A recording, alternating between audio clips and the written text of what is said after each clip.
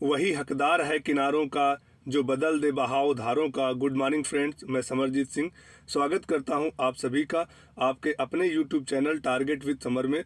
दोस्तों, आज हम आपके लिए प्राचीन भारत का इतिहास के टॉपिक सिंधु घाटी की सभ्यता तथा वैदिक सभ्यता के 31 इम्पॉर्टेंट प्रश्न लेकर आए हैं। तो दोस्तों, प्रारंभ करते हैं आज का अपना सेशन। दोस्तों, एमसीक्यू स्टार्ट करने से पहले कुछ पॉइंट पे डिस्कस कर लेते हैं। दोस्तों, प्राग ऐतिहासिक काल हमारा, जिसको हम पाषाण काल कहते हैं, 3 हिस्से में डिवाइड है। पूरा पाषाण काल, मध्य पाषाण काल और नव पाषाण काल। फिर आता है हमारा आद्य ऐतिहासिक काल। आद्य ऐतिहासिक काल को हम कांस्य युग, सिंधु घाटी की सभ्यता और वैदिक सभ्यता के नाम से जानते हैं। फिर आता है हमारा ऐतिहासिक काल, जिसे हम लौह युग भी कहते हैं, जिसके अवशेष और लिखित स्रोत प्राप्त हैं। सिंधु घाटी सभ्यता का जो टाइम पीरियड है 2500 बीसी से 1750 बीसी है।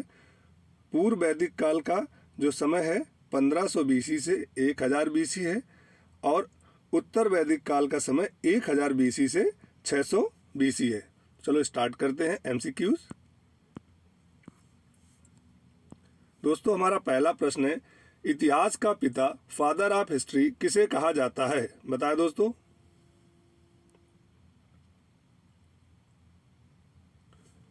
दोस्तों, इतिहास का पिता हेरोडोटस को कहा जाता है। Option A is the correct answer. बढ़ते हैं अगले प्रश्न की तरफ।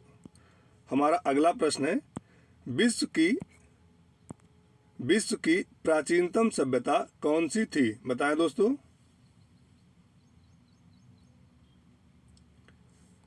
दोस्तों, विश्व की प्राचीनतम सभ्यता हड़प्पा सभ्यता, कांस्य युगीन सभ्यता और सिंधु घाटी सभ्यता थी। यानी कि ये तीनों एक ही नाम है, यानी option D is the correct answer, उपयुक्त सभी। बढ़ते हैं अगले प्रश्न की तरफ। हमारा अगला प्रश्न है, प्राचीन भारत का समय कब तक माना जाता है? बताएं दोस्तों। दोस्तों, प्राचीन भारत का समय 647 एडी तक माना जाता है। Option B is the correct answer. बढ़ते हैं अगले प्रश्न की तरफ। हमारा अगला प्रश्न है, भारतीय पुरातत्व का जनक किसे माना जाता है? बताएं दोस्तों, वेरी इंपॉर्टेंट प्रश्न है। दोस्तों, भारतीय पुरातत्व का जनक अलेक्जेंडर कनिंघम को माना जाता है। Option A is the correct answer. बढ़ते हैं अगले प्रश्न की तरफ। हमारा अगला प्रश्न है, भारतीय पुरातत्व सर्वेक्षण विभाग के प्रथम अध्यक्ष कौन थे? आप इंग्लिश में जान सकते हैं आर्कियोलॉजिकल सर्वे ऑफ इंडिया। दोस्तों, भारतीय पुरातत्व सर्वेक्षण विभाग के प्रथम अध्यक्ष थे John Marshall. Option B is the correct answer. चलते हैं अगले प्रश्न की तरफ। हमारा अगला प्रश्न है, हड़प्पा से मिलने वाली सबसे बड़ी इमारत कौन थी? बताएं दोस्तों। दोस्तों, हड़प्पा से मिलने वाली सबसे बड़ी इमारत थी अन्नागार, जो कि 12 कक्षों का एक इमारत था। बढ़ते हैं अगले प्रश्न की तरफ। मोहनजोदड़ो से मिलने वाली सबसे बड़ी इमारत कौन थी? बताएं दोस्तों। दोस्तों, मोहनजोदड़ो से मिलने वाली सबसे बड़ी इमारत थी एक विशाल धान्यागार, जिसे एक ग्रेट ग्रेनरी के नाम से भी जानते हैं। Option A is the correct answer. बढ़ते हैं अगले प्रश्न की तरफ। हमारा अगला प्रश्न है, हड़प्पा की खोज किसने की थी? बताएं दोस्तों, इंपॉर्टेंट प्रश्न है, कई बार परीक्षाओं में पूछा गया है।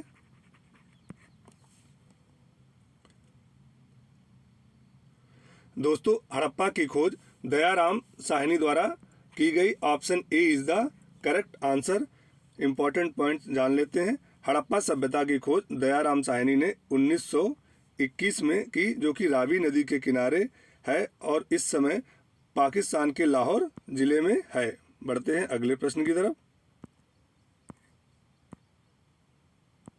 दोस्तों, हमारा अगला प्रश्न है, मोहनजोदड़ो की खोज किसने की थी? वेरी वेरी इंपॉर्टेंट प्रश्न है दोस्तों।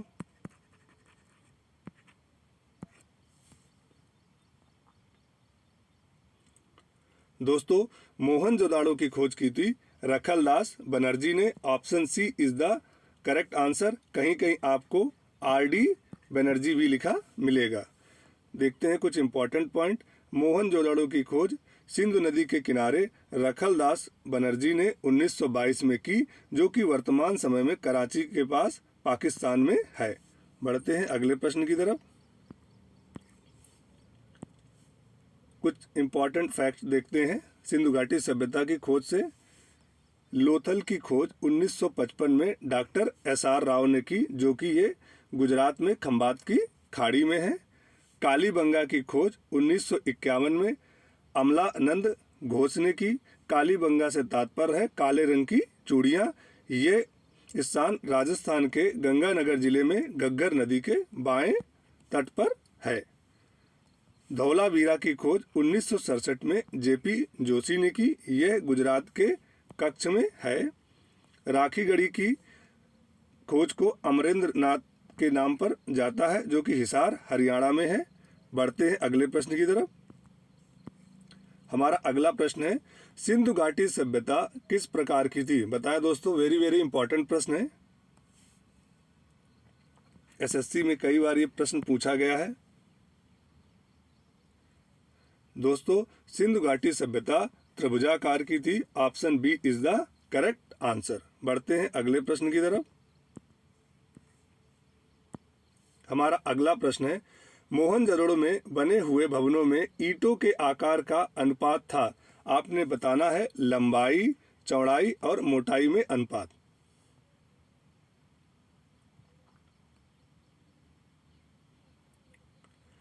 दोस्तों मोहनजोदड़ो में बने हुए भवनों में ईंटों का अनुपात था 4:2:1। Option C is the correct answer.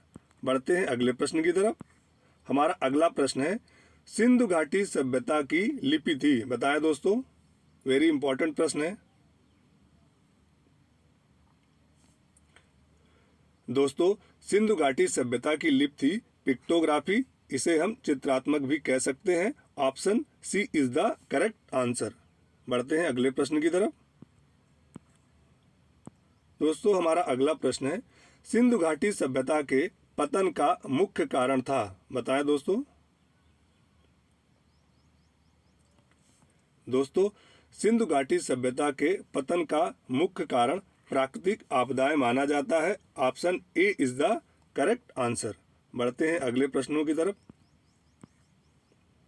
हमारा अगला प्रश्न है आर्यों का आगमन मूल रूप से मध्य एशिया से हुआ। यह कथन किसका है? वेरी इंपॉर्टेंट प्रश्न है। बताएं दोस्तों।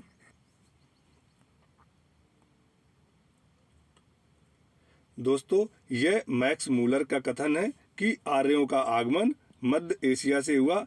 Option B is the correct answer. अन्य फैक्ट देखते हैं। बाल गंगाधर तिलक। दोस्तों बाल गंगाधर तिलक ने आर्यों का आगमन कहां से माना है? उत्तरी ध्रुव से। और दयानंद सरस्वती ने इन्होंने आर्यों का आगमन तिब्बत से माना है। बढ़ते हैं अगले प्रश्न की तरफ। हमारा अगला प्रश्न है वैदिक सभ्यता थी। दोस्तों वैदिक सभ्यता पूर्ण रूप से ग्रामीण सभ्यता थी। Option B is the correct answer. दोस्तों सिंधु घाटी सभ्यता यदि आपसे पूछा जाए तो सिंधु घाटी सभ्यता शहरी सभ्यता थी।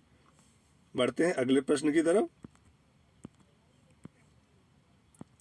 हमारा अगला प्रश्न है सबसे प्राचीनतम वेद कौन सा है? बताएं दोस्तों।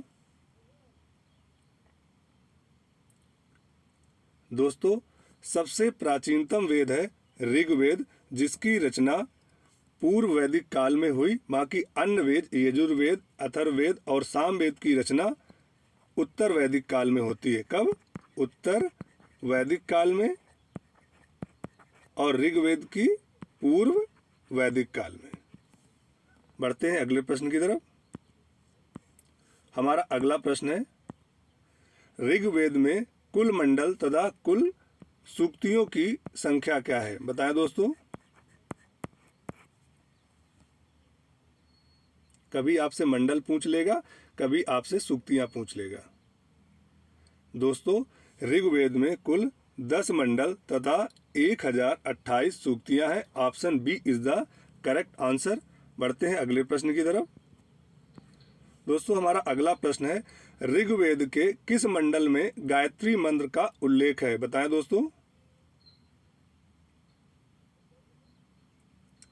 दोस्तों, ऋग्वेद के मंडल 3 में गायत्री मंत्र का उल्लेख है।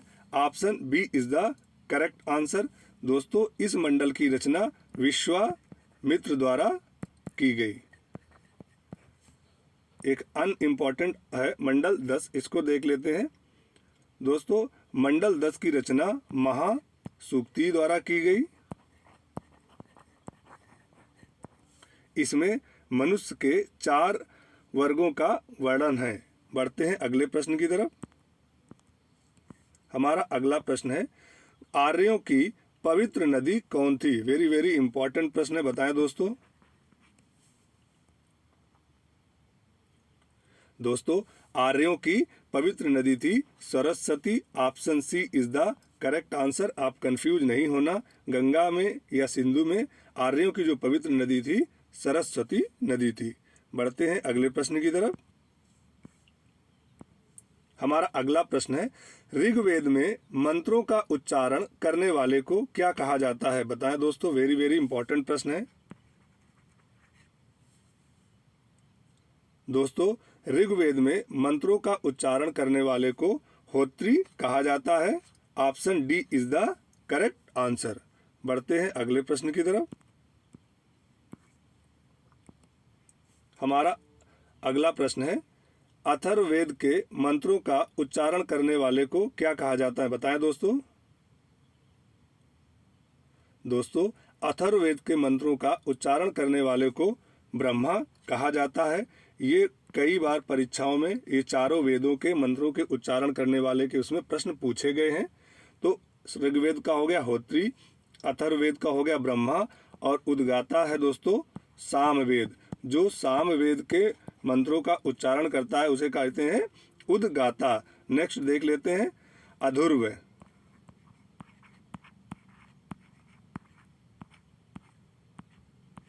ये किसका है? ये है यजुर्वेद का। जो यजुर्वेद के मंत्रों का उच्चारण करता है उसे क्या कहते हैं? अथर्व। बढ़ते हैं अगले प्रश्न की तरफ। हमारा अगला प्रश्न है, वैदिक काल में अष्टकर्णी किसे कहा गया है? बताएं दोस्तों। दोस्तों, वैदिक काल में अष्टकर्णी गाय को कहा गया है। Option B is the correct answer, और इसे अघन्य यानी कि ना मारने योग्य कहा गया है। बढ़ते हैं अगले प्रश्न की तरफ। हमारा अगला प्रश्न है, लोहे के उपकरण का उत्तर वैदिक काल में इस्तेमाल होने के सबूत कहाँ से मिले हैं? बताएं दोस्तों, सर्वप्रथम सबूत कहाँ से मिले हैं? वेरी वेरी इंपॉर्टेंट प्रश्न है। दोस्तों, लोहे के उपकरण का उत्तर वैदिक काल में इस्तेमाल होने का सबूत मिला है अतरंजी खेड़ा, एटा, यूपी से। Option A is the correct answer. दोस्तों, उत्तर वैदिक काल में खेती करने के ही साक्ष्य मिले हैं। बढ़ते हैं अगले प्रश्न की तरफ। हमारा अगला प्रश्न है, उपनिषद की कुल संख्या है? वेरी वेरी इंपॉर्टेंट प्रश्न है, बताएं दोस्तों। दोस्तों, हमारे उपनिषद की कुल संख्या है 108। Option C is the correct answer. बढ़ते हैं अगले प्रश्न की तरफ। हमारा अगला प्रश्न है, पुराणों की संख्या है? बताएं दोस्तों, कितने पुराण हैं? दोस्तों, पुराणों की कुल संख्या है 18। Option B is the correct answer. बढ़ते हैं अगले प्रश्न की तरफ। हमारा अगला प्रश्न है, उपवेदों की कुल संख्या है? बताएं दोस्तों, इंपॉर्टेंट प्रश्न है। दोस्तों, उपवेदों की कुल संख्या है 4। हमारे 4 वेद के 4 उपवेद हैं। बढ़ते हैं अगले प्रश्न की तरफ। हमारा अगला प्रश्न है, ये पॉइंट देख लेते हैं, ऋग्वेद का उपवेद क्या है? आयुर्वेद, जो चिकित्सा संबंधी है। सामवेद का उपवेद क्या है? गंधर्व, जो कि संगीत कला से संबंधित है। यजुर्वेद का उपवेद है धनुर्वेद, जो कि युद्ध कला से संबंधित है। अथर्ववेद का उपवेद है शिल्पवेद, जो कि शिल्प कला से संबंधित है। बढ़ते हैं अगले प्रश्न की तरफ। हमारा अगला प्रश्न है, सत्यमेव जयते किस उपनिषद से लिया गया है? बताएं दोस्तों। वेरी इंपॉर्टेंट प्रश्न है दोस्तों। सत्यमेव जयते मुंडोपनिषद से लिया गया है। Option A is the correct answer. बढ़ते हैं अगले प्रश्न की तरफ। हमारा अगला प्रश्न है, मोक्ष का उल्लेख सर्वप्रथम कहाँ मिलता है? बताएं दोस्तों। दोस्तों, मोक्ष का उल्लेख सर्वप्रथम उपनिषद में मिलता है। Option D is the correct answer. बढ़ते हैं अगले प्रश्न की तरफ। हमारा अगला प्रश्न है, विश्व का सबसे बड़ा महाकाव्य कौन सा है? बताएं दोस्तों। इंपॉर्टेंट प्रश्न है दोस्तों। विश्व का सबसे बड़ा महाकाव्य है महाभारत। महाभारत का ही दूसरा नाम क्या है? जय संहिता। और विश्व का दूसरा बड़ा महाकाव्य है रामायण। दोस्तों, महाभारत की रचना किसके द्वारा की गई थी? वेद व्यास। बढ़ते हैं अगले प्रश्न की तरफ।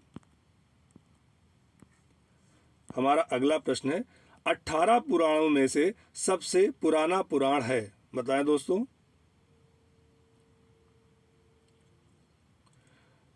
दोस्तों, हमारा सबसे पुराना जो पुराण है वो है Matsya Purana. Option C is the correct answer. बढ़ते हैं अगले प्रश्न की तरफ और आज के अंतिम प्रश्न की तरफ। हमारा अगला प्रश्न है, अथर्ववेद में किसका उल्लेख है? बताएं दोस्तों। दोस्तों, अथर्ववेद में काला जादू, वशीकरण और रोग निवारण मंत्रों का उच्चारण है। Option C is the correct answer. दोस्तों, ये थे हमारे प्राचीन भारत के सिंधु घाटी की सभ्यता और वैदिक काल सभ्यता से संबंधित इम्पोर्टेंट प्रश्न। दोस्तों, वीडियो कैसा लगा? यदि वीडियो पसंद आया हो तो इसे लाइक करें, शेयर करें, चैनल को सब्सक्राइब करें। Thank you. जय हिंद।